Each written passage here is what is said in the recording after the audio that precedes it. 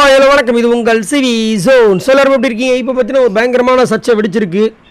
அதாவது தொடர்ந்து இந்த பாடி ஷேமிங் மார்க்கிங் பண்ணுற விஷயங்களை வந்து தொடர்ந்து ஒரு 2 பேர் வந்து ஈடுபட்டே இருக்காங்க. அதில் குறிப்பாக பார்த்தீங்கன்னா விஜய் விஷால் கண்டிப்பாக சொல்லி அவரும் நேற்று கூட பார்த்தீங்கன்னா சௌந்தர்யாவை பற்றி ரொம்ப கேவலமாக மட்டமாக வந்துட்டு இவரும் ஜெஃப்ரியும் சேர்ந்து பண்ண விஷயங்கள் பயங்கர பூதாகரமாக வெடிச்சிருக்கு.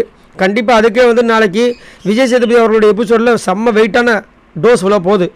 அதில் இப்போ பார்த்தீங்கன்னா குக்கிங் டீமுக்கு வந்துட்டு ஒரு டாஸ்க் கொடுக்குறாங்க. அதாவது ஒரு பனிஷ்மெண்ட் மாதிரி ஒரு டாஸ்க் அதை செஞ்சு தானே போகணும். அதுக்கு வந்துட்டு என்ன சொல்லியிருக்காங்கன்னா இடுப்பில் கை வச்சுட்டு நடக்கணுமா அவங்க அந்த குக்கிங் முடிகிற வரைக்கும் எல்லாருமே எல்லா பெண்களும் சேர்ந்து. நான் என்ன கேட்குறேன்னா இடுப்பில் கை வச்சு பண்ணுறதுனால என்ன? இப்போ மற்றதெல்லாம் வந்துட்டு ஒரு இப்போ கையில் வந்து கிளாஸ் வச்சுட்டு போனாங்க அவங்க ஒரு மாதிரி பண்ணுறது. இடுப்பில் கை வச்சுட்டு அந்த மாதிரி நடக்கிறதுல என்ன இவங்களுக்கு தெரியுது எனக்கு ஒன்றும் புரியல. அதாவது விஜய் விஷாலுக்கு அப்படி இடுப்பில் கை வச்சுட்டு போனால் அது ஒரு பனிஷ்மெண்ட்டா? சரி, இவர் இந்த பக்கம் பார்த்தீங்கன்னா எல்லாரும் பெண்களும் வந்து என்ன சொல்கிறாங்க அப்படின்னா நாங்கள் வந்து அக்செப்ட் பண்ணிக்கிறோம். ஆனால் ஒரு 2 பேர் மட்டும் அக்செப்ட் பண்ண மாட்றாங்க. யாருன்னா மஞ்சரி அண்டு ஆர்ஜி ஆனந்தி. மஞ்சரி என்ன சொல்கிறாங்க, எனக்கு அந்த பாடி லாங்குவேஜில் உடன்பாடு கிடையாது அப்படின்றாங்க. மேபி மஞ்சரியோட மைண்டில் பார்த்தீங்கன்னா அது வந்துட்டு வேறு வித பாலின குரூப்பை சேர்ந்தவங்களை வந்துட்டு கலாய்க்கிற மாதிரி இருக்கும் அப்படின்ற மாதிரி அவங்க வந்துட்டு சொல்கிறாங்கன்னு தெரியல. அதேமாதிரி ஆர்ஜி ஆனந்தி அழுகுற மாதிரி இருக்குது. நம்ம அன்ஷிதா கிட்ட வந்து ஃபீல் பண்ணி சொல்கிற மாதிரி ஒரு விஷயம் நடக்குது. என்னென்னா அந்த டாஸ்க் முடிகிற வரைக்கும் நம்ம இடுப்புலேயே கை வச்சுட்டு இருக்கணுமா? இது எப்படி ரொம்ப பெரிய கொடுமை அப்படின்ற மாதிரி வந்து அந்த பக்கம் பேசுகிறாங்க.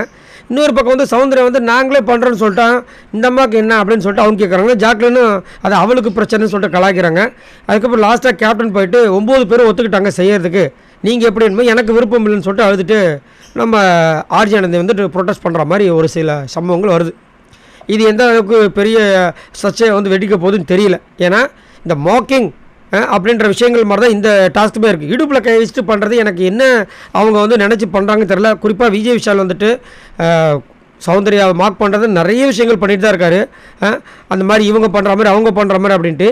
ஸோ இது வந்துட்டு சப்போஸ் அவர் வந்து நம்ம அந்த 3ஆம் பாலினத்தினரை வச்சு அவர் கேலி பண்ணுற மாதிரி ஒரு விஷயம் அங்கே பண்ணணும்னு ட்ரை பண்ணியிருந்தாருன்னா கண்டிப்பாக நாளைக்கு சரியான டோஸ் வந்துட்டு விஜய் விஷாலுக்கு இருக்கிறதுல மாட்டுக்கிறதே கிடையாது.